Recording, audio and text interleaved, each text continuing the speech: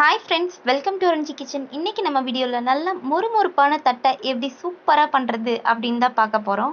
அதுக்கு முன்னாடி சப்ஸ்கிரைப் பண்ணாதவங்க சப்ஸ்கிரைப் பண்ணிக்கிங்க.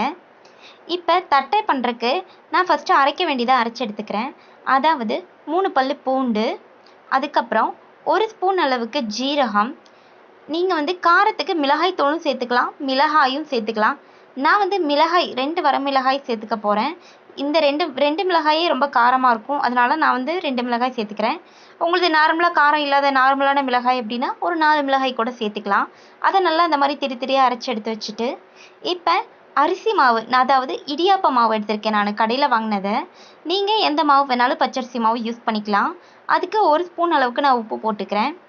இப்போ நம்ம அரைச்சி வச்சுருக்கிறதையும் இதில் கலந்து விட்டுக்கலாம்.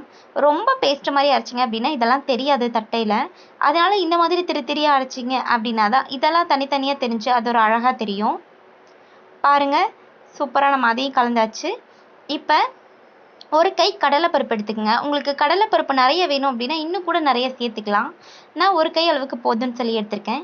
நான் அதுக்கப்புறம் வெண்ணெயை உருக்கி எடுத்து வச்சுருக்கேன். ஒரு 1.5 ஸ்பூன் அளவுக்கு வெண்ணெய் உருக்கி எடுத்ததை நீங்கள் இதில் ஆட் பண்ணிவிட்டு இதை நல்லா கலந்து விட்டுக்கலாம்.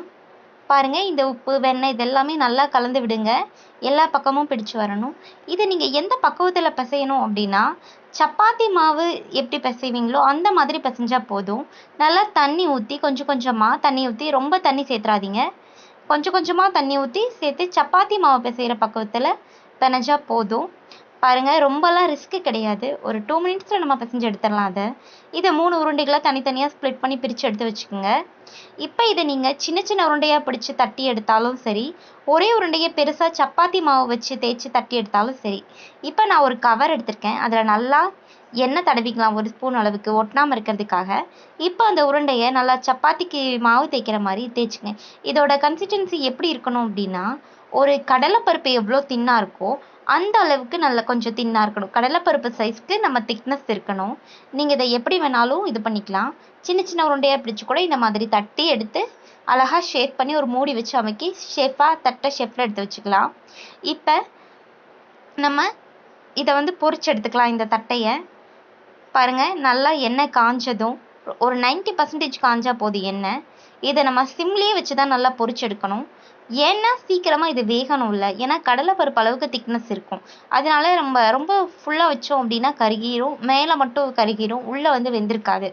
அதனால நம்ம சிம்மில் வச்சோம் அப்படின்னா எல்லா பக்கமும் வெந்து கரெக்டாக வந்திருக்கும். அதனால் ஒவ்வொரு தட்டையாக இதில் சேர்த்து நம்ம சிம்மில் வச்சு பொறுமையாக பொரிச்சு எடுக்கலாம்.